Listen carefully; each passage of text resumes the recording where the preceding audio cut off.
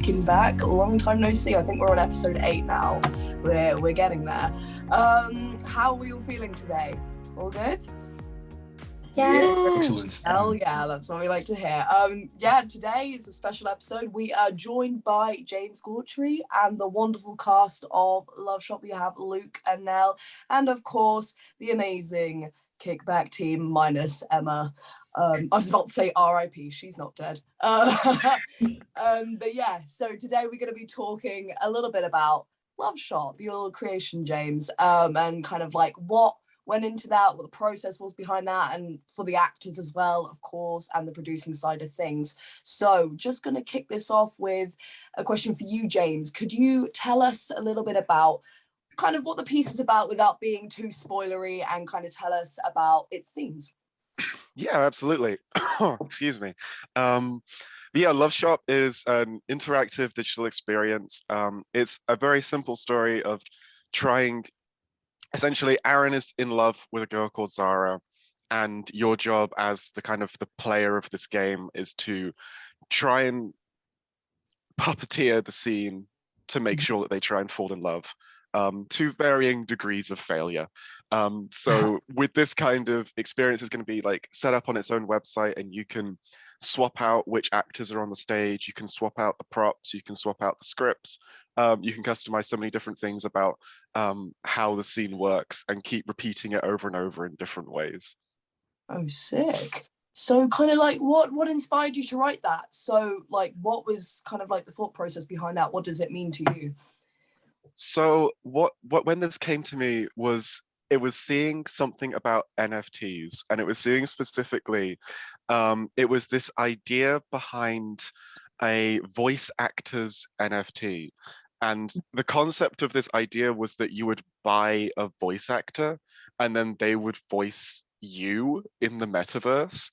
And that seemed so fundamentally fucked to me, just on like a creative level, on a personal identity level.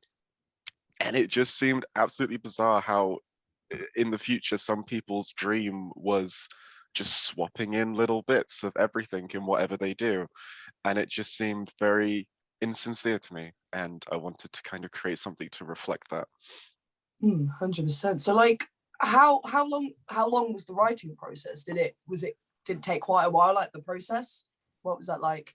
I feel like the design process was longer than the writing. The writing came quite I feel like the writing came quite naturally when I had the options set out for it. Like even now I'm coming up with kind of new options through the editing. But the process probably took a few months. I think we started in about January, and then we filmed in March, and now we're editing and we're almost ready. Wow, okay, sick. So like you said about a website, was that quite like hard to manage, or? It's a process, yes. I have a friend at the moment who's trying to like teach me how to use like JavaScript and coding, and it's very confusing to me, but I'm learning things. That's true, a learning curve. Yeah. God, that is beyond me completely. So props to you. So we're just going to move on to the actors now. So Luke and Nell, could you tell us a little bit about your characters without spoiling too much, basically? Okay, so I play Aaron, and Aaron is sort of like madly in love with Zara and doesn't know how to tell her, but through the process of Loveshop, we kind of see him attempt numerous times with, like James said, to numerous degrees of failure, him trying to express his emotions to Zara and ultimately, not do so well. Zara is the only character in the game who's not really aware of what's going on, has no idea, is just trying to live her life, is just completely not interested in Aaron, which is fair enough, but I just constantly being hit on by Aaron. It's just trying to live a life. She's in pajamas for half of it as well, so amazing. God, not felt that. Great. So, and obviously we'll see more about that next month when it Loveshop finally drops. But thanks for that, guys. Little taster. And Kickback team. Question for the Kickback team. What, obviously, this is our second ever Kickback Collection project. Very exciting, but we're all still kind of a little bit new to this. So what kind of drove you into choosing James's piece? Like what stood out about their piece that made you want to choose it for the Kickback Collection? Well, this was the thing. I think it was the day where we read James's pitch, and me and Kirsten went off to get coffee and just have a catch up and stuff like that. And we were talking about Kickback Collection because we got no lives outside of our work. So true.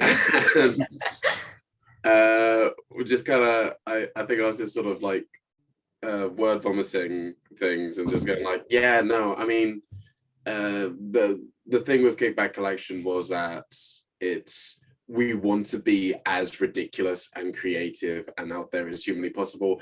And I remember saying to Kirsten, like, yeah, no, I want us to do video games, I want us to do music and sort of everything, not just kind of being limited to your very kind of standard digital performance.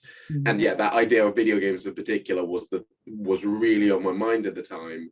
And then a couple of hours later, reading a pitch that had those kind of game elements and that kind of interactivity, I was just there going, fuck yeah, this is literally like on the dot exactly what I wanted. And I just like manically was typing on the Kickback chat going, guys, you need to read this. You got to do it's really cool. We got to do this. It came at the perfect time. I remember that happening actually. Yeah. Good. Amazing. So back to the actors. What were some of the biggest surprises for you? Were there anything you kind of didn't expect and any kind of like major risks that you found yourselves taking?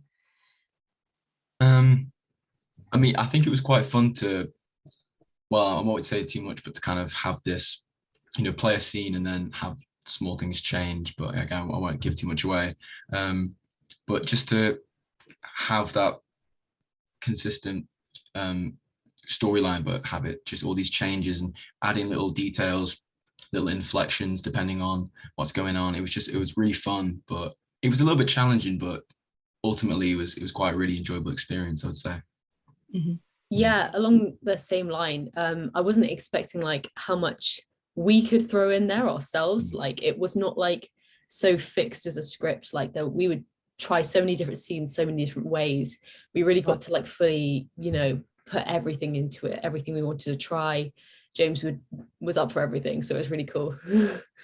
Amazing, sick. So kind of like building on that, were there any challenges you found kind of like during the filming process?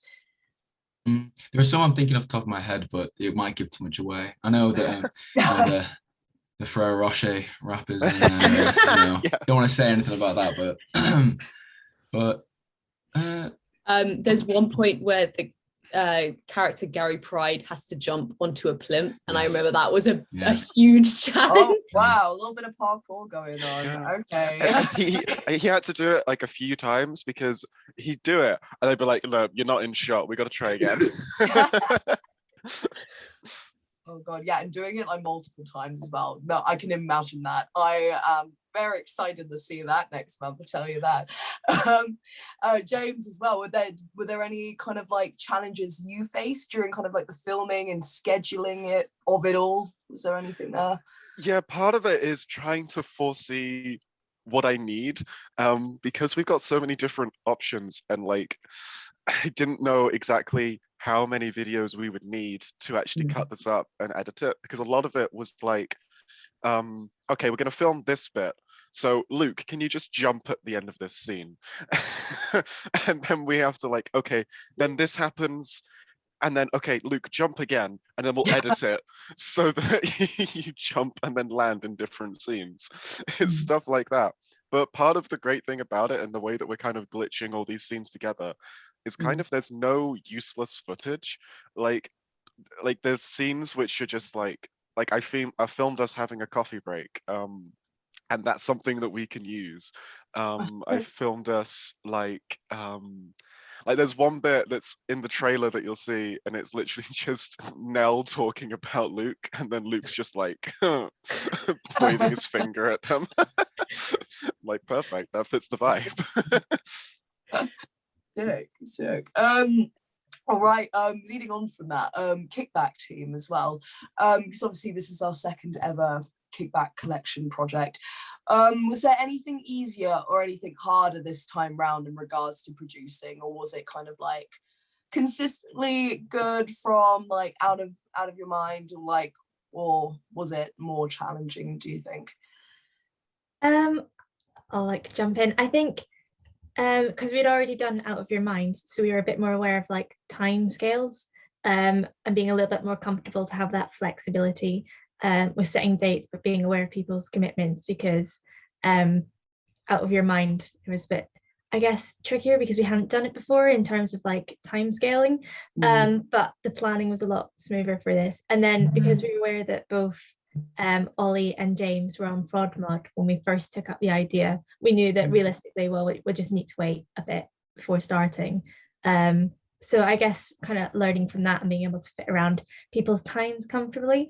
Even then, everyone's really super busy. I could only make one rehearsal, sadly, or one filming day. And I'd have loved to have been there both because the first one was so much fun. And shout out to James and his housemates for providing us all with cups of tea, and not even just tea, flavored tea. I mean, the standard. Oh, okay.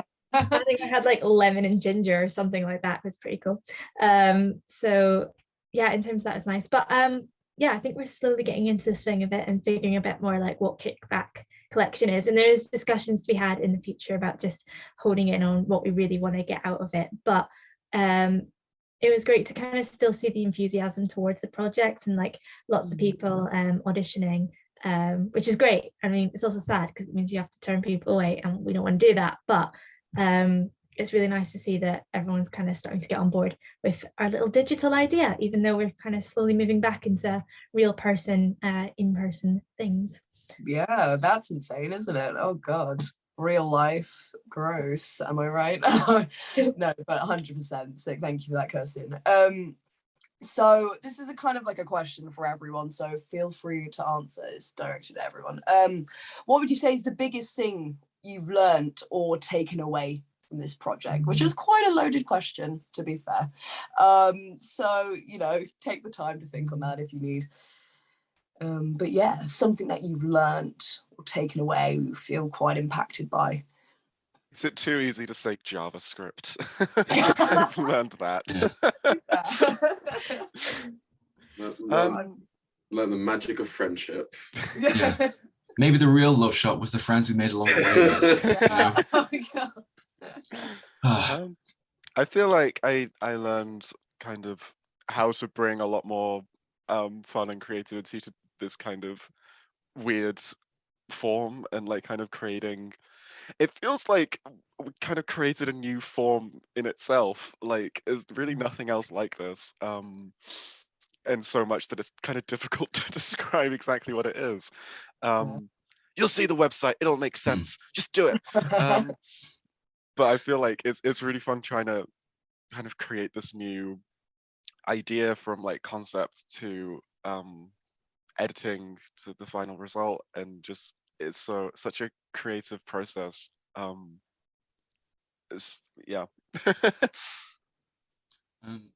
personally say that I kind of learned how important it is to kind of always keep the context of a character in your mind, because when we're doing Loveshop, obviously there's loads of different contexts that we're placing the character into depending on whatever the audience chooses, and to kind of do maybe the same scene but with different context, or completely have different context for the entire day. It was very informative on how to portray someone differently.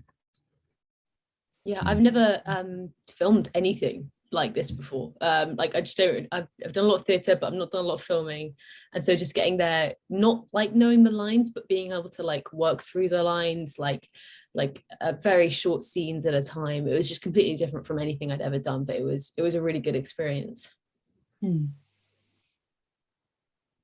Amazing. Kirsten, Ollie, anything to add? Or just friendship? Just So much friendship. It's so fun. Yeah. And if you want something to happen, go for coffee at Costa. Oh, we probably shouldn't say that. No, we didn't go to Costa. We don't brand name anything in Kickback. lots of work. A shop where you get massive hot chocolates. I do remember that was quite funny. Oh yeah. Oh my Cream god. filling out of Ollie's hot chocolate that day. And then talk about what you want to happen, because you know then somebody submit things and you're like, yes. So Yeah, I mean, we've had a bit of experience already with kind of digital sort of filmmaking and things like that with Kickback, because obviously the first double bill, and it's such a it's such a fun spewing. It's such a fun medium to play with because it's so different in the process to theatre, in a lot of very fun ways, that you might not quite see when you see the final product, but it's a completely different process with different challenges and different requirements, and there's always fun little things you got to sort out, like continuity and sort of, you know, angles and what's in shot and what's in frame or whatever. So it's always fun to kind of hone those skills and just kind of get more and more experience in it. Mm-hmm. Yeah, I'd say if anyone's like looking to do digital projects in the future and filming, then do look out for continuity errors, because that's something that we always pick up on. It wasn't really a problem for this one, I don't think, because it gets glitchy. The whole thing's a continuity error. Like, I would say, because you never know, the bus might go past in the background and then you've got to start again. So Oh god, yeah, can imagine. Oh wow. But yeah. So obviously Loveshop is coming out next month. Very, very exciting. So everyone has got to keep an eye out for that. There'll be trailers released and stuff like that, promo very soon. So keep an eye out. But kind of like going on to the last couple of questions, James, who do you hope that Loveshop kind of reaches? Like, what is the audience you kind of had in mind initially for this? gosh, I don't know that I did. It's me. I will enjoy this. Doing this for me. I feel like I want it to open up people's minds to how theatre can kind of apply to new media and new technology. 'Cause that is my vibe. It's kind of absurd writing in new settings, and I want people to have that broader outreach of how technology connects with us and in theatre. Okay, sick. Yeah, I mean, the future's all in technology, right? Yeah. So the way to go. Speaking of the future, do you have any plans for future projects? And if so, can you give us any hints? And if not, totally understandable. Well, we're maybe going to Fringe with Love and Pierce with 3 bugs. So that's very exciting. A little bit of pro there. Yeah. And Nell and Ollie are both involved in that. But it's less of a digital piece, but that's a lot of fun. It's going to be a very queer kind of absurd production. Yeah, so we just started rehearsals for that yesterday or the day before. Sick, amazing. Well, I hope it all goes well. And yeah, amazing. Well, any that's kind of all my questions. But if there's any last things people want to say or put out there, now is your chance to do so. Go do Loveshop. Go play Loveshop, Yeah, please. Loveshop. Give it a go. It's a vibe. Yeah. Also, I mean, once this is done, Kickback Collection will keep on rolling. So we want to see people's cool ideas. We want to see what you want to create, and we want to help you create it. yeah, and it can be anything digital. So start thinking, because we'll probably be looking for some new ideas soon. I will absolutely say as a warning to anyone that wants to do a piece like mine, which is to be very aware of how much content you're creating. Because I thought, 4 or 5 options for the player, that'll do. Didn't realize that those are going to multiply. And now I've got to do like some 150 videos. But it will look sick, so Yeah, it'll work. It'll be great. But I've had to like kind of remove options as I go, and I'm like, that's boring actually, because sometimes I'm like, let's make this video in this setting instead, and it's just not that interesting to do that 70 times. Yes, it's a learning process, isn't it? It So is. amazing. Well, that's all my questions. So I just wanted to say thank you guys for all coming on the podcast and for letting me chat to you guys. It's been amazing, and of course, like we said, Loveshop is coming out next month, so we will be posting about it very soon, so keep an eye out for that. All right, well, I hope you guys all have an amazing rest of the day in whatever you're doing, and yeah, thank you so much. You too. Thank you. Thank you very much.